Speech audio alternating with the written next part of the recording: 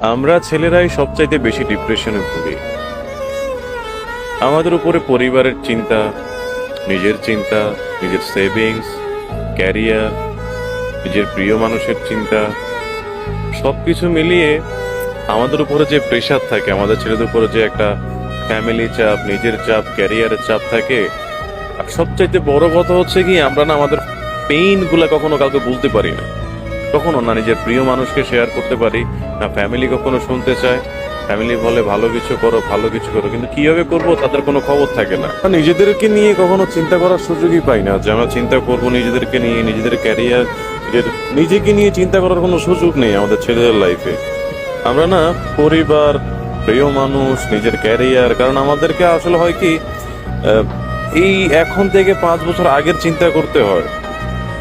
এই আমাদের জীবন চলে, তারপর আমরা মানিয়ে নিচ্ছি, চলিয়ে নিচ্ছি।